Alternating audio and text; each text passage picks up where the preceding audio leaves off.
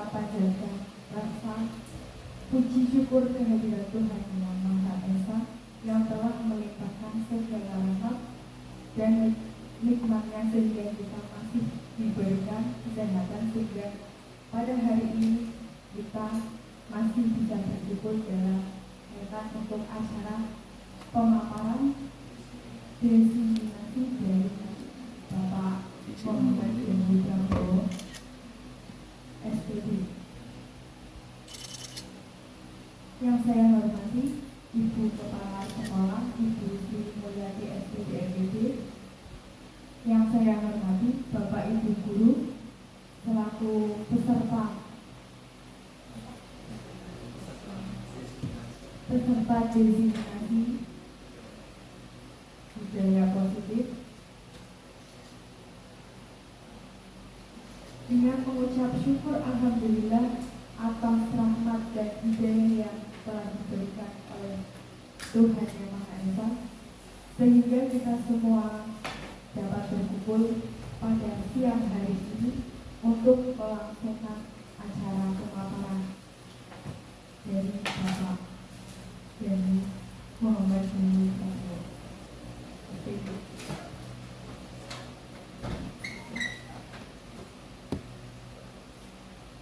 Pada siang hari ini yang berbahagia izinkan saya selaku moderator untuk menyampaikan susunan acara. Susunan acara adalah sebagai berikut.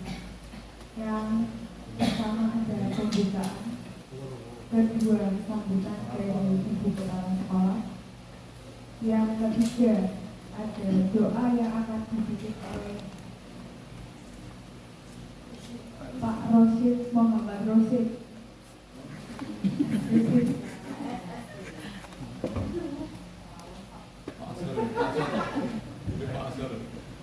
Dan yang keempat inti pemaparan diseminasi dari Bapak Muhammad Deni Prabowo. Yang kelima ada penutup.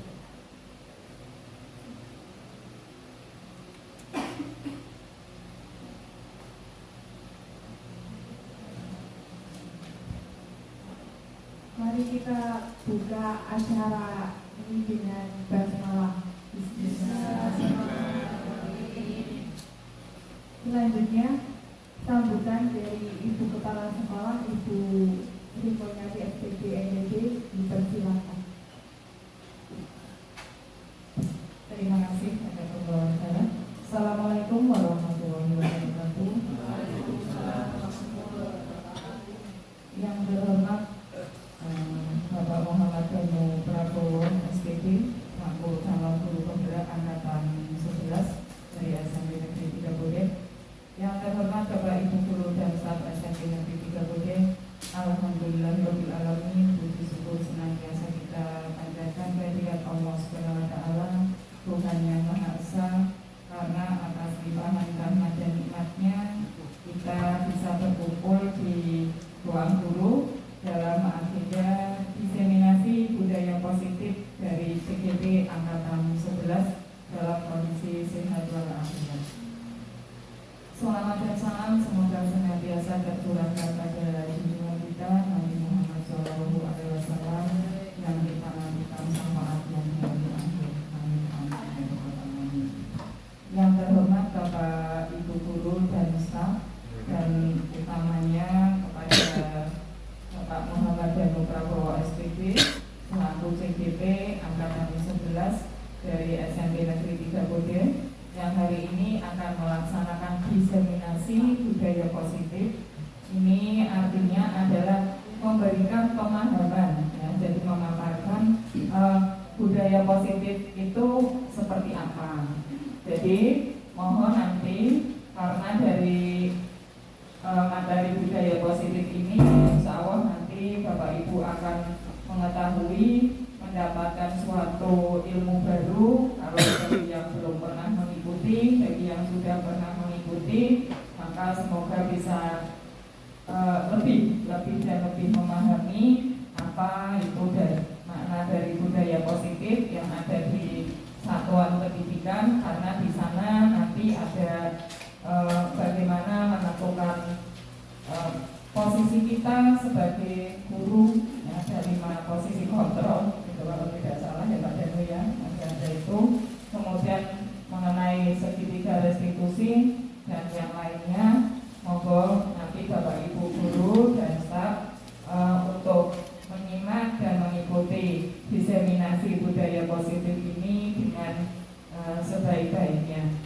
Apabila perlu dicatat, ya monggo dicatat. Kalau tidak ya yang penting diingat, dipahami, karena maksud dan tujuan dari diseminasi budaya positif itu adalah memberikan suatu pemahaman kepada warga sekolah. Jadi semoga agenda hari ini berjalan dengan lancar dan kita mendapatkan manfaat dari diseminasi budaya positif. Itu saja yang bisa saya sampaikan. Selamat mengikuti. Mohon maaf apabila ada tutur kata yang kurang berkenan, dan saya akhiri. Wassalamualaikum warahmatullahi wabarakatuh. Untuk saya kembalikan pada pembahasan. Terima kasih sambutannya pada Ibu Sekolah. Selanjutnya doa yang akan dipimpin oleh Bapak Muhammad Rosi HSMPC. Silakan. Bapak.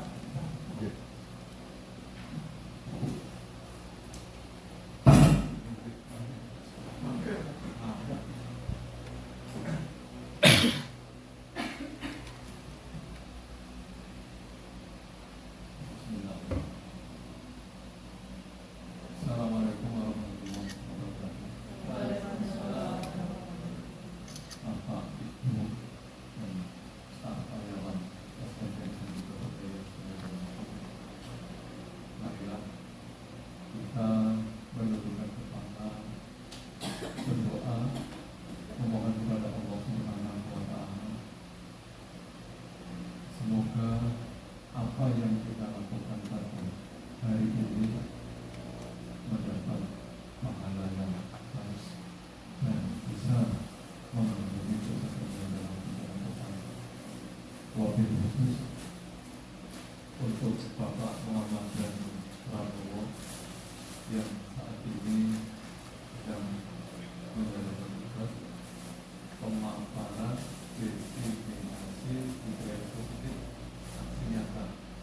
Mudah-mudahan apa yang menjadi cita-cita Bapak Muhammad dan Prabowo akan diijabah oleh Allah Subhanahu wa Ta'ala. Mudah-mudahan apa yang dicita-citakan Bapak Muhammad dan Prabowo akan berdampak positif bagi warga sekolah SMP Negeri 3. Bapak Ibu yang saya hormati, marilah kita berdoa membaca surat Al-Fatihah atau Ummul Kitab bersama-sama. A'udzubillahi minasyaitonir rajim. Bismillahirrahmanirrahim. Alhamdulillahirabbil alamin. Arrahmanir rahim. Maliki yaumiddin. Iyyaka na'budu wa iyyaka nasta'in. Ihdinas siratal mustaqim. Siratal ladzina an'amta 'alaihim ghairil maghdubi 'alaihim waladdallin. Ya Allah yang Maha Pengasih, Ya Allah yang Maha Pemaaf, Ya Allah yang Maha Pengampun. Pada siang hari ini kami seluruh warga SMP Negeri 3 Kabupaten bersama Bapak Muhammad dan Prabowo yang saat ini akan memaparkan diseminasi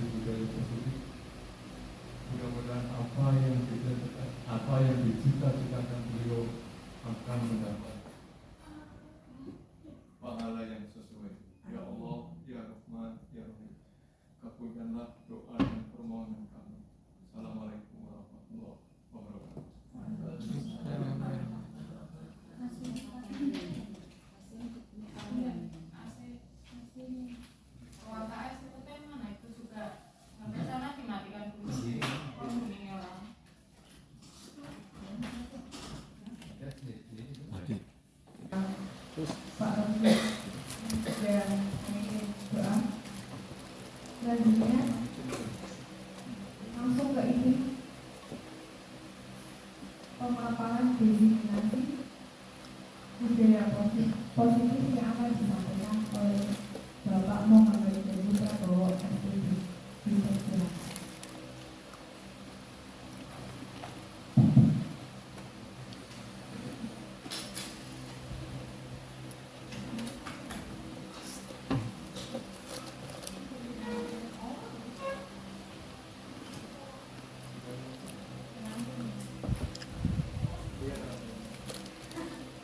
Baik, terima kasih. Assalamualaikum warahmatullahi wabarakatuh. Yang terhormat Ibu Kepala Sekolah, Bu Ibu Sri Mulyati SPD, yang saya hormati Bapak Ibu guru dan staf karyawan SMP Negeri 3 Beden. Puji syukur dari Allah Subhanahu wa Ta'ala atas rahmat dan karunia-Nya sehingga pada siang hari ini kita semuanya kumpul dalam keadaan sehat walafiat. Salawat serta salam kita haturkan kepada Nabi Muhammad Rasulullah Shallallahu Alaihi Wasallam yang kita tunggu sampainya di yaumul akhir. Selanjutnya langsung terima kasih untuk Bapak Ibu yang berkenan hadir dalam acara aksi nyata diseminasi budaya positif yang nantinya akan kita coba atau saya paparkan sharing dengan apa yang sudah pernah atau saya belajar dari CGP ini. Semoga Bapak ataupun Ibu bisa mengikuti jejak pendaftar calon guru penggerak selanjutnya. Langsung saja untuk yang pertama,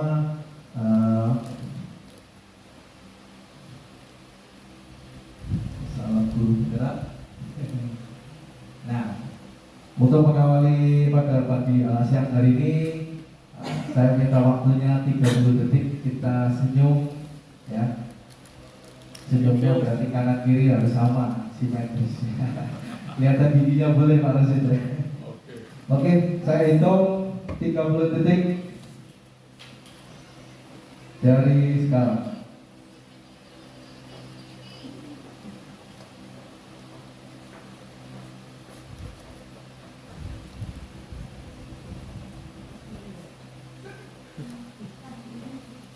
Senyum macam guyu ya. Guyu ada suaranya. Senyum ada suara.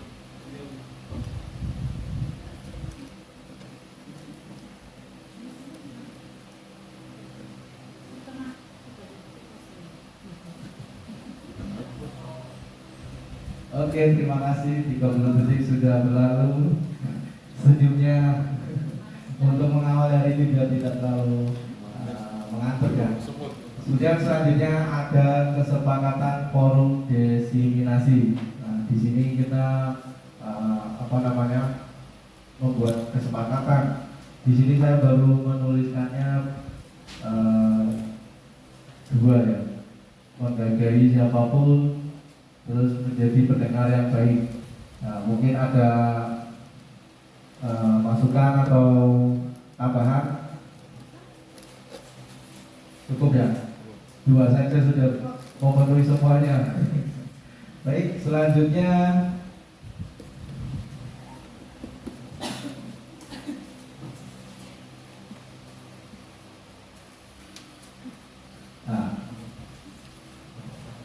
seorang guru yang baik harus memiliki kemampuan dalam mewujudkan budaya positif di sekolah. Budaya positif tersebut dapat dijalankan dengan menerapkan konsep-konsep inti seperti disiplin, positif motivasi. Kedua, perilaku manusia. Tiga, keyakinan sekolah atau kelas. Empat, kebutuhan dasar manusia. Yang kelima, posisi kontrol restitusi. dan yang keenam yaitu segitiga restitusi. Nah, nanti kita akan mencoba menjelaskan itu segitiga restitusi itu apa. Disiplin positif.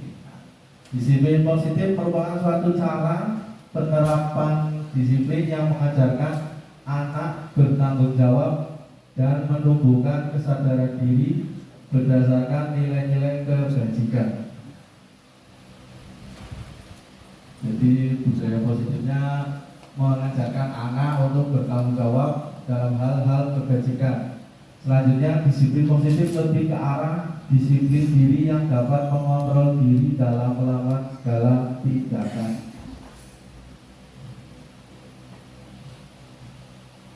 Kemudian, disiplin positif dapat membuat murid memahami dan menyadari berdasarkan motivasi internal, bukan akibat paksaan ataupun pujian ataupun hukuman.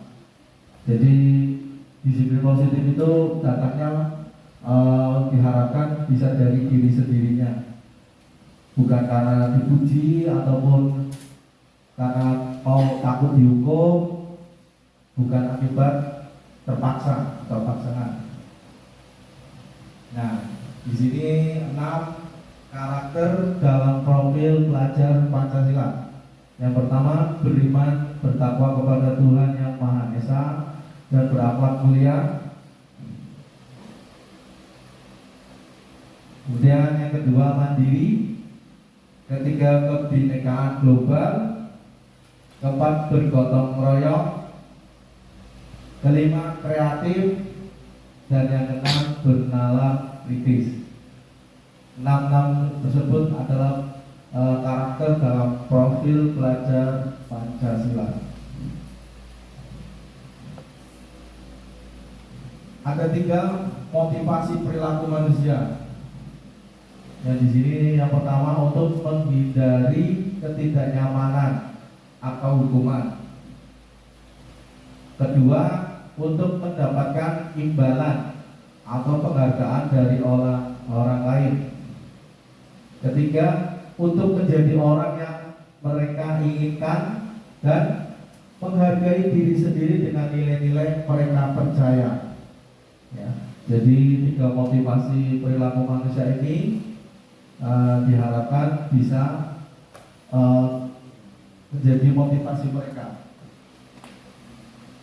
Nah, keyakinan sekolah atau kelas.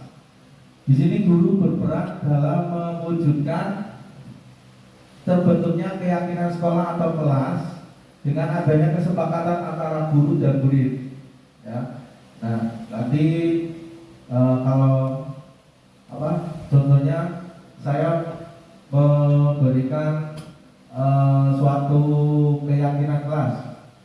Sebelum kita mau memulai pembelajaran, kita coba tanya anak-anak, kiranya hal apa yang perlu kita budayakan positif untuk pembelajaran 1 semester ke depan ini, hal apa yang perlu kita terapkan.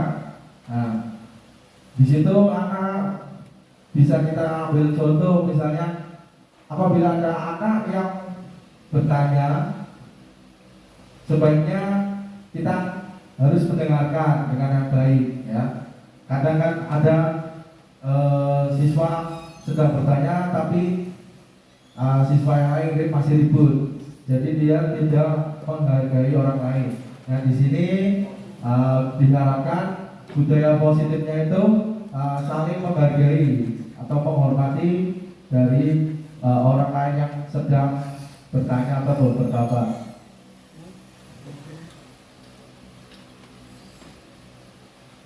Selanjutnya, keyakinan sekolah atau kelas berupa pernyataan universal yang mudah diingat dan dipahami dan harus diterapkan di lingkungan sekolah. Nah, di sini keyakinan sekolah dan atau kelas atau pernyataan universal ini bisa berupa masukan dari anak yang sekiranya hal-hal positif bisa kita dibiasakan biar akan menjadi sebuah budaya positif. Misalnya anak ingin apa namanya? Kalau di saya minum boleh, yang nggak boleh makan. Karena dari saya sendiri minum itu kalau dalam kegiatan olahraga akan menyebabkan dehidrasi. Jadi minum saya perbolehkan, tapi untuk makan saya tidak. Karena kalau sudah anak makan itu kadang dia sudah nggak fokus. Kalau minum dia sudah minum dan mereka lanjut aktivitas lagi.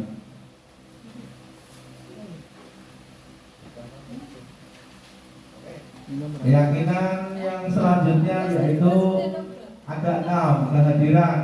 Di sini kehadiran contoh siswa harus datang tepat waktu dan tepat waktu untuk setiap sesi kelas. Di situ dituliskan contoh dari kehadiran tepat waktu, terus menghormati. Semua siswa diharapkan untuk menghormati satu sama lain, guru dan semua materi kelas.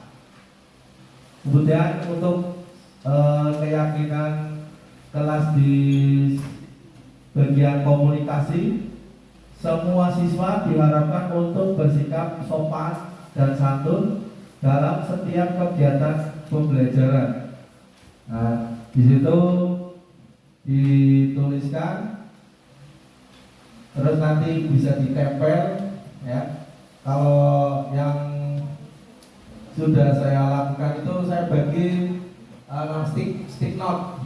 Sticky note saya bagi, kemudian nanti anak akan menuliskan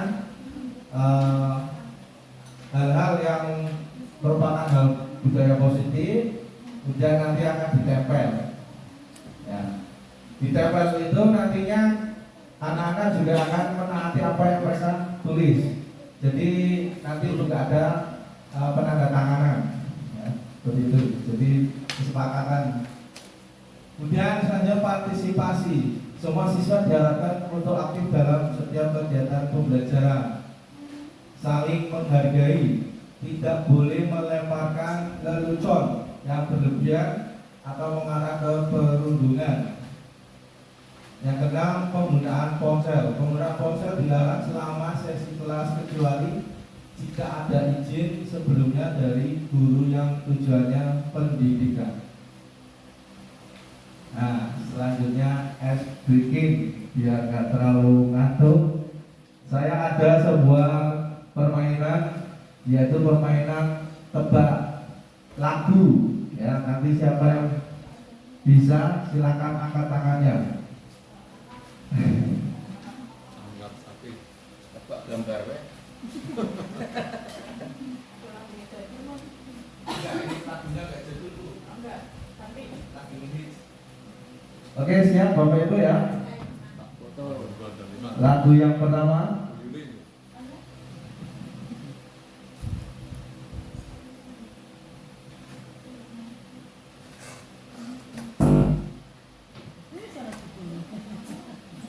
Lagunya apa dulu?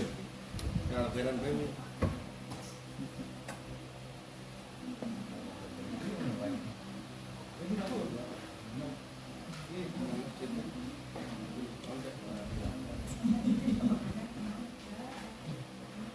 Panas. Papu semberan contoh ingin dong.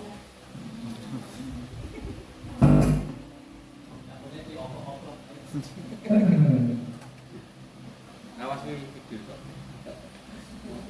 Oke. Berarti sesi ice breaking-nya saya ganti. Ada sebuah konsentrasi yang saya buat.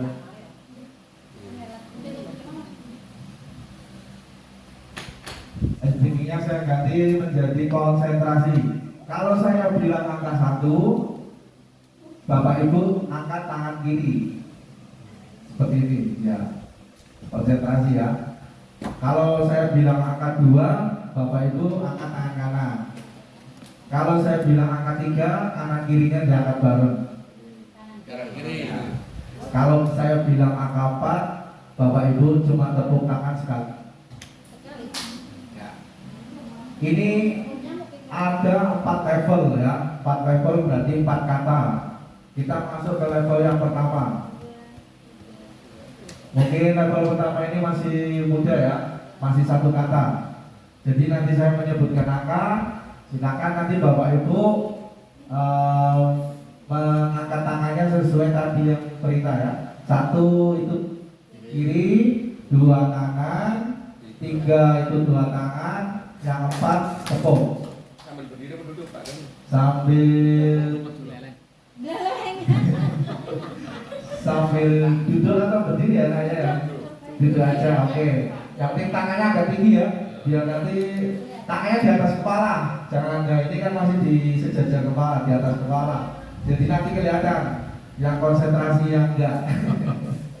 Oke, kita siap masuk level 1. Yang pertama 2. Nah, nanti yang ikut-ikutan, Pak Agus sudah. 2 kanan ya Pak Agus. Ya. Pak Agus dehidrasi.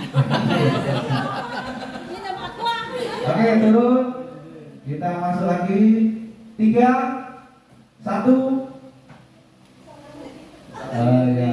Oke, turun, tepuk tangan. Ya. Selamat, level 1 sudah terlalui, kita masuk ke level 2 ya.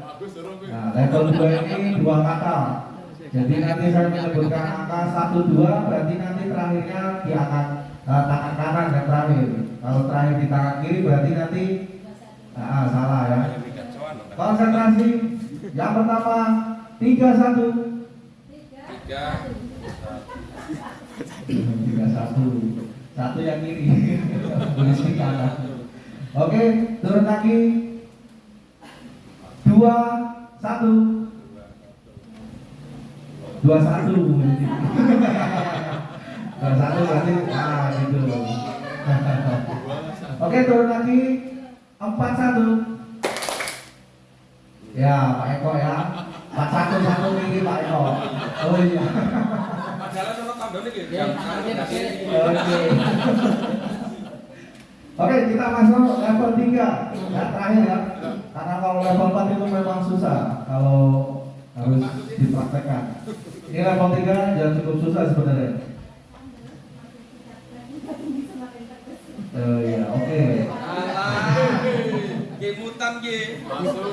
Oke, siap. Level 3. 3, 2, 1.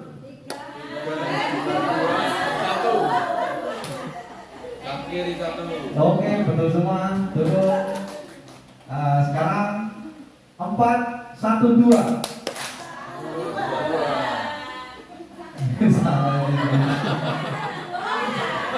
Nih Pak saya sama busuk, bener mana ini? Wah.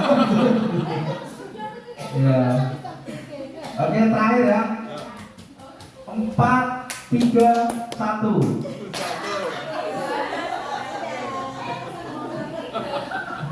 Oke, tepuk tangan semuanya. Oke, terima kasih. Ya, mensyukur konsentrasinya ya. Terima kasih untuk partisipasinya. Selanjutnya, ya, kita masuk sesi 2 yaitu kebutuhan dasar manusia. Yang pertama, ketika seorang murid melakukan suatu perbuatan yang bertentangan dengan nilai-nilai kebajikan atau melanggar peraturan, hal itu sebenarnya dikarenakan mereka gagal memenuhi kebutuhan dasar mereka.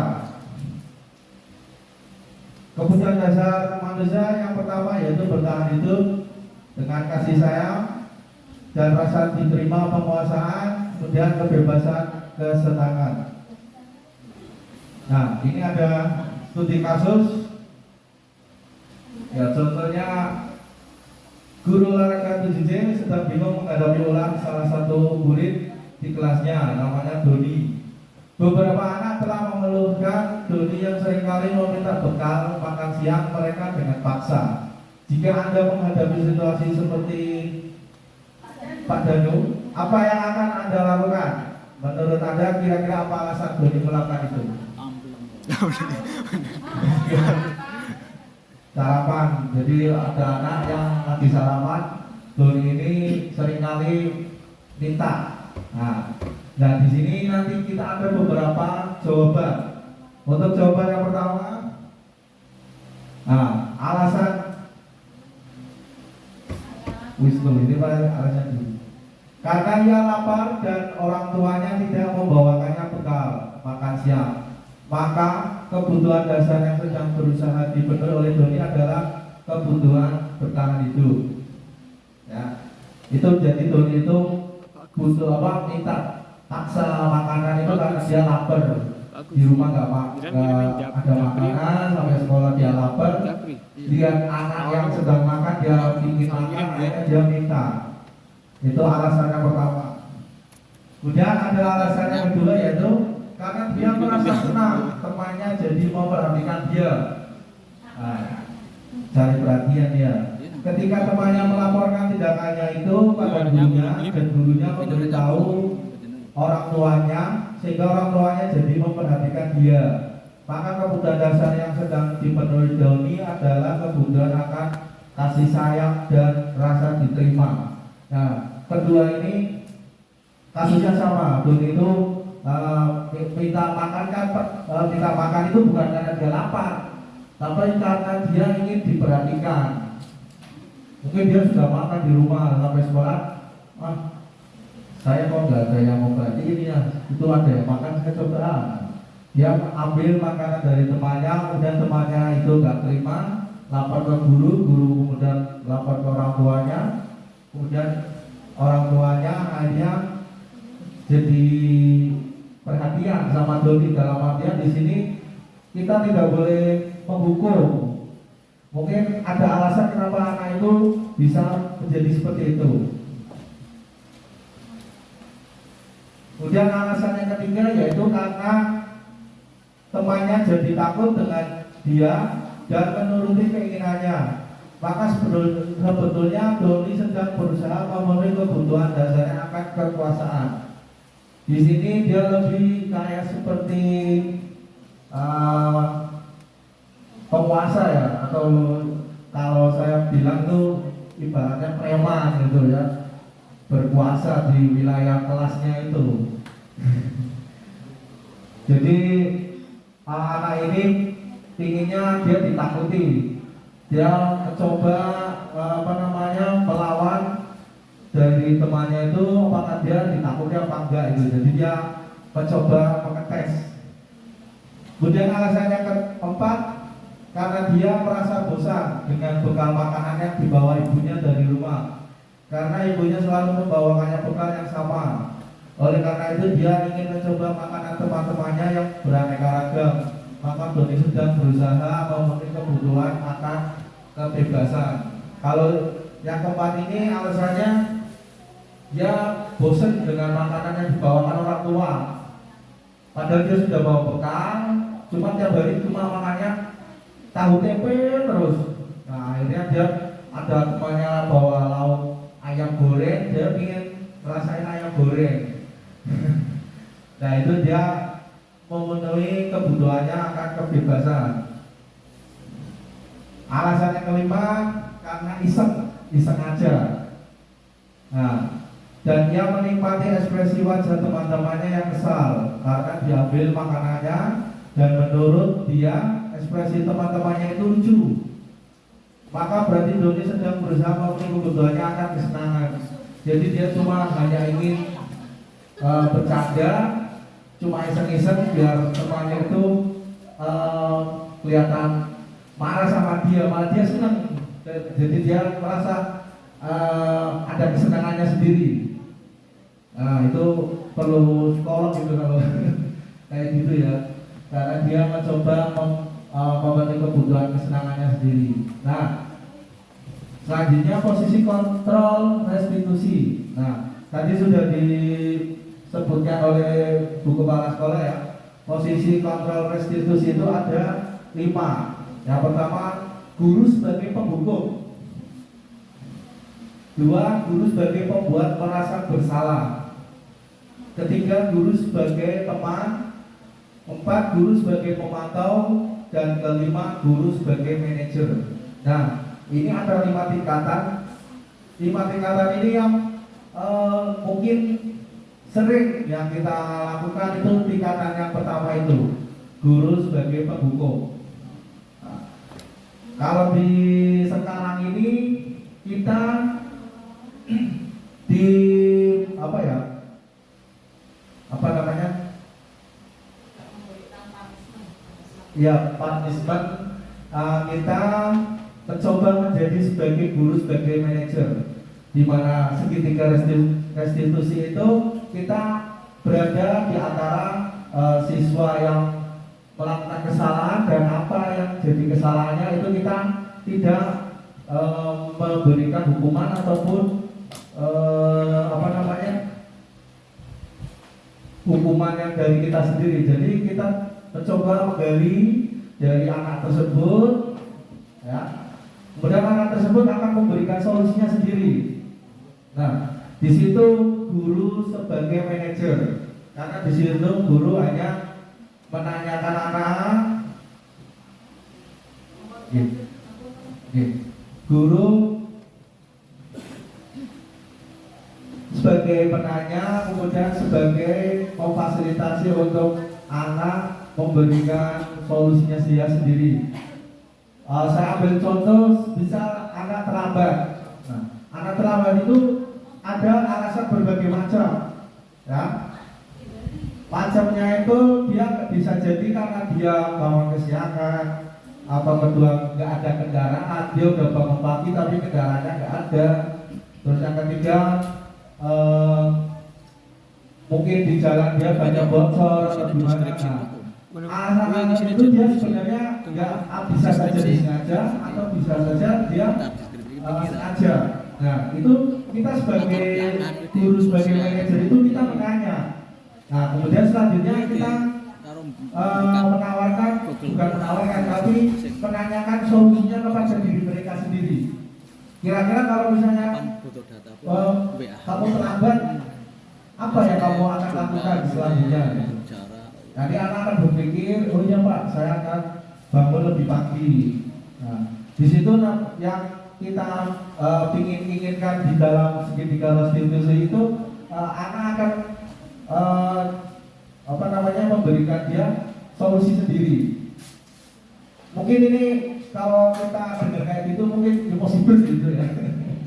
Anak kita ini luar biasa kalau saya bilang. Nah, tapi kalau di dalam konsepnya seperti itu, segitiga restitusi itu anak akan ditanya, kemudian anaknya akan memberikan solusinya sendiri, kemudian kita akan memantaunya apakah anak tersebut bisa lebih baik dari yang sebelumnya. Nah, ini ada 5 posisi kontrol ya. Menghindari hukuman, penghukum, membuat salah. Kalau guru berbuat penghukum, dia akan menghadik, menunjuk-nunjuk, menyakiti, menyindir. Kemudian untuk guru yang menggunakan kata-kata, kalau kamu tidak melakukannya, awas ya, rasakan. Nah, kalau guru yang dengan kata-kata tapi dengan membuat rasa bersalah, dia akan ngomongnya seperti ini. Sebenarnya kamu sudah tahu ibu lelah sekali mengatakan ke kamu ya, ibu stres. Itu mencoba membuat rasa bersalah, karena kita membuat anak itu kita udah stres nih karena melawan kamu gitu.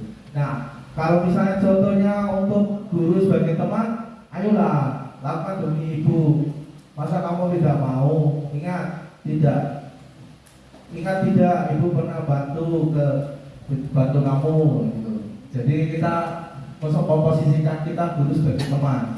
Kalau misalnya contohnya kita memposisikan guru sebagai pemantau itu, kita berarti cuma menanyakan apa peraturannya ya gitu. Jadi apa yang sudah ada itu kita cuma menanyakan. Dan yang terakhir misalnya contohnya yang manajer, apa yang kita yakini, apa yang bisa kau kerjakan untuk memperbaiki masalah ini. Jadi semuanya kita coba jadi manajer, kita menanya biar mereka cari solusi sendiri dan menjawab sendiri. Nah, di antara 5 posisi kontrol tersebut sebaiknya seorang guru menggunakan posisi kontrol sebagai manajer. Nah, sebagai manajer, guru dapat berbuat sesuatu bersama murid, mempersilahkan murid bertanggung jawab dan mendukung murid agar dapat menemukan solusi. Yang tadi sudah saya jelaskan. Selain itu, posisi manajer mengacu pada restitusi yang dapat menjadikan murid sebagai manajer bagi dirinya sendiri, sehingga dapat tercipta identitas positif pada diri murid. Segitiga restitusi. Nah, untuk kita mengawali untuk tahapan dalam segitiga restitusi, kita sebagai guru, sebagai manajer itu yang pertama menstabilkan identitas. Maksudnya ini kita menenangkan dulu waktu kita panggil anaknya, halo, gimana kabarnya? Ya, kita menstabilkan dulu. Terus kita tanya dengan baik. Kamu sudah kata si Eko ganti kata si Doni, kamu sudah terlambat 5 kali ya. Bukan kita menanyakan jumlah terlambatnya, tapi kita menanyakan dia berapa kali terlambatnya biar dia yang berpikir sendiri. Kata Doni, kamu sering terlambatnya berapa kali ya. Nanti yang bersangkutan dia akan menjawab berapa kalinya. Nah, kemudian validasi tindakan yang salah. Nah, itu di situ nanti dijelaskan.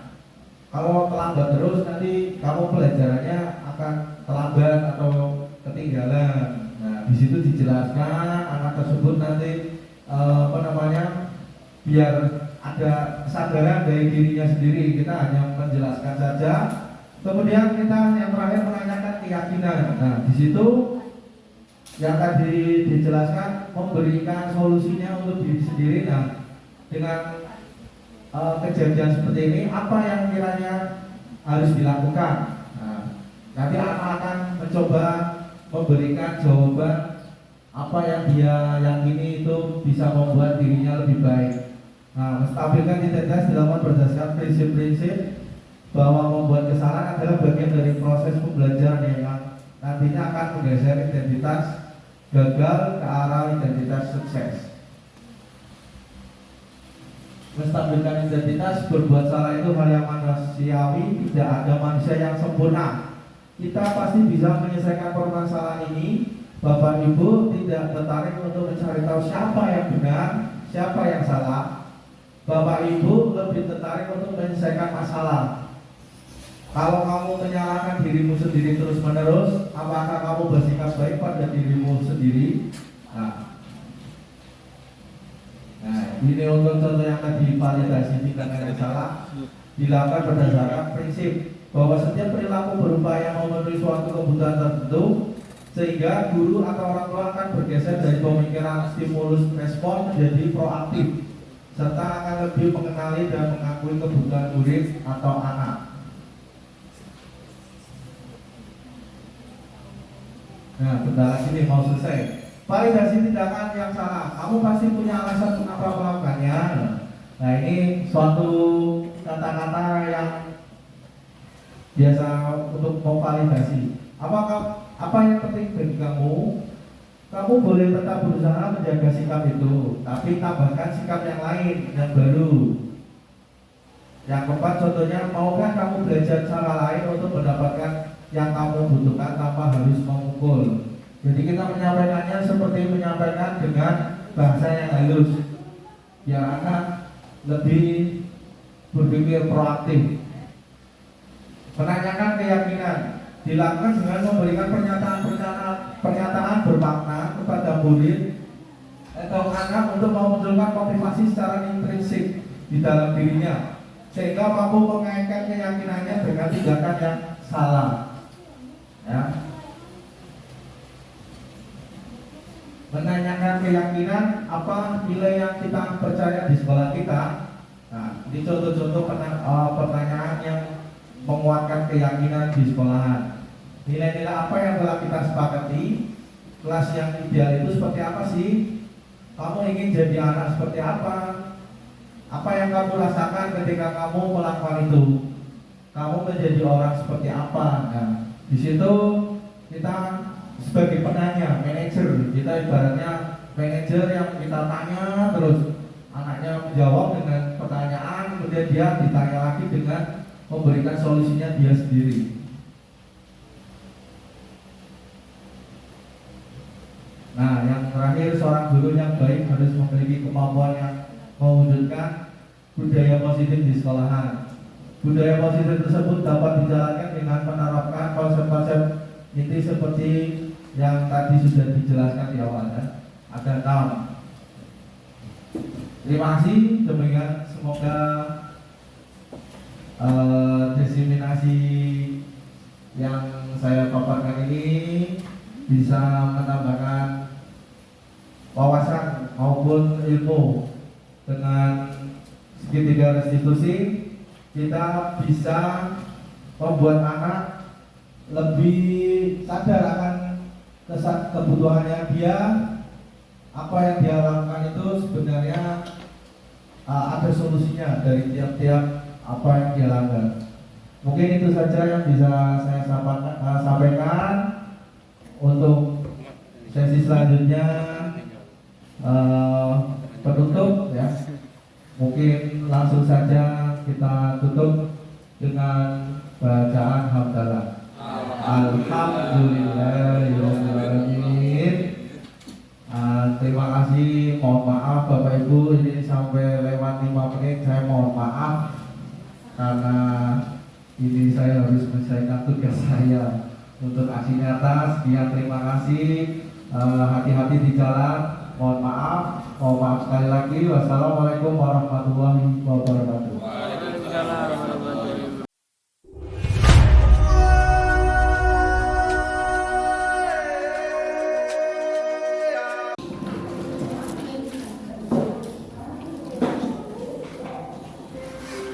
Assalamualaikum warahmatullahi wabarakatuh.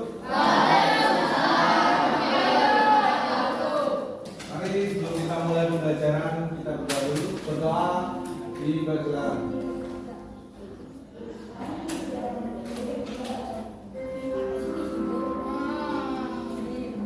Selesai. Selamat pagi.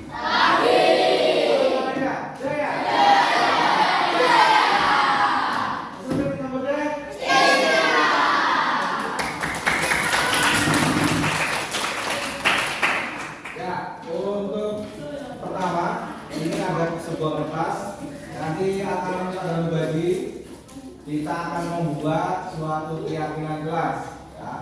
Pada meminta kalian tuliskan semuanya yang unek-unek kalian untuk keyakinan kelas biar budaya positif kita di kelas tercipta. Ya, setuju ya? Setuju. Minta tolong baca bagikan ya.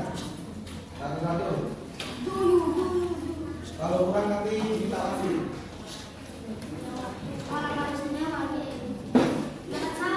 Iya, betul.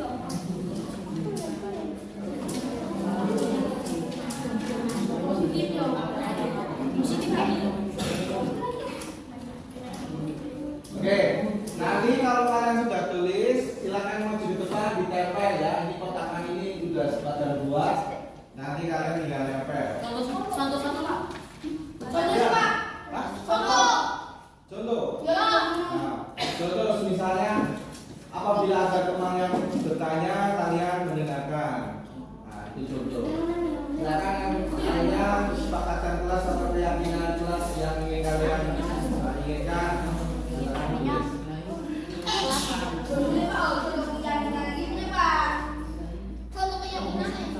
Keyakinannya itu berarti kalau ada orang yang bertanya, kalian mendengarkan. Nah, itu keyakinan kalian. Jadi ada orang bertanya, kalian mendengarkan. Nah, itu maksudnya ya.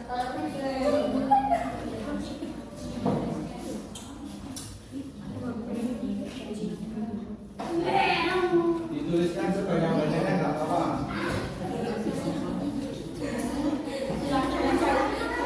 Ya.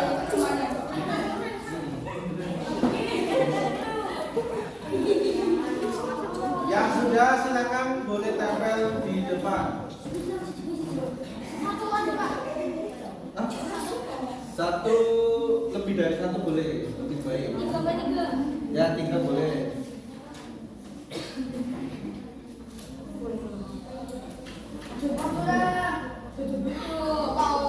Ya. Di sini tidak ada yang salah, tidak ada yang benar. Jadi semua betul semua. Kita belajar bareng di sini.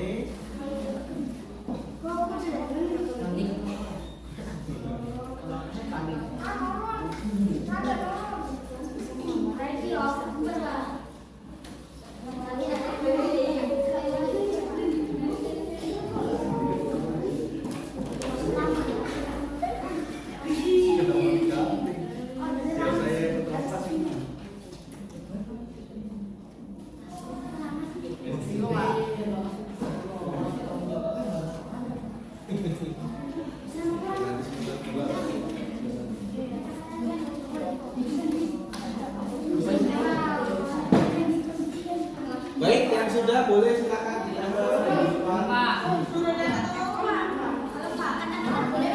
Boleh,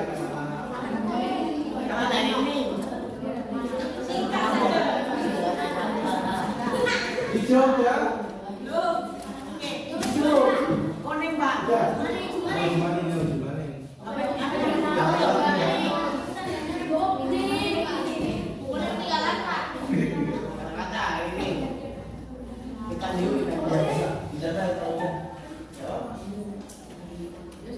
Ya, ditempel di ya.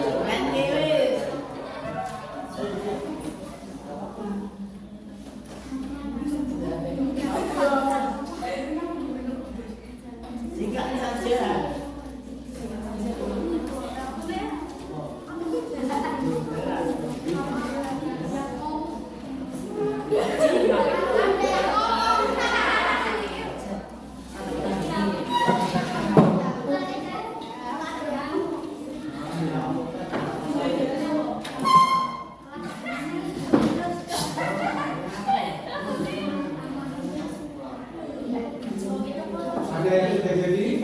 Terima kasih. Kalau pakai taksi. Ada yang sudah jadi? Belum Pak.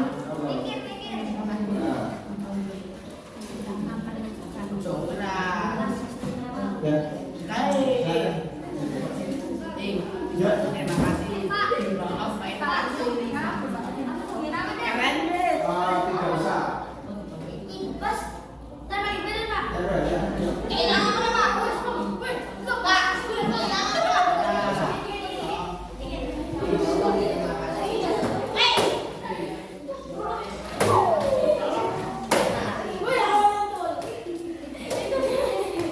Biru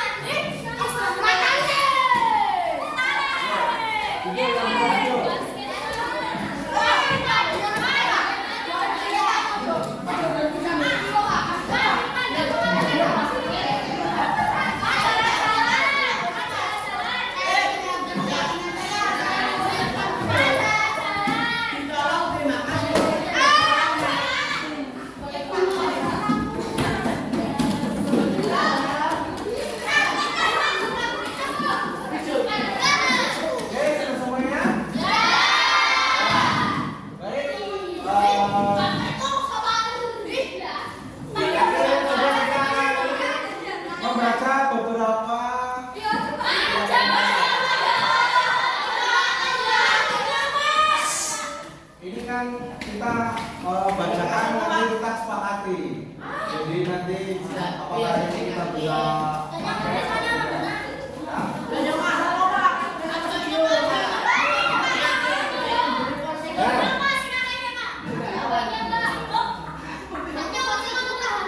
Kita lihat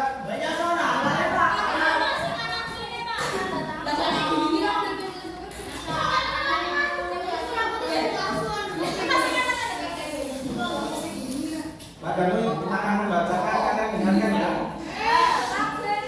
Ya, nggak semuanya. Nanti Pak Danu coba. Ya, semuanya boleh.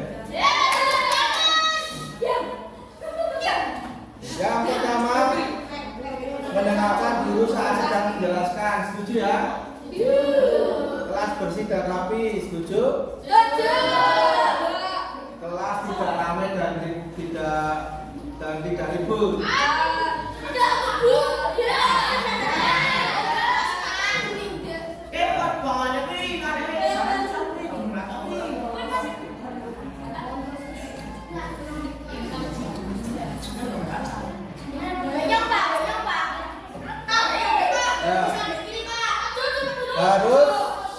Harus saling menghormati. Jika menjelaskan kita harus mendengarkan, ya.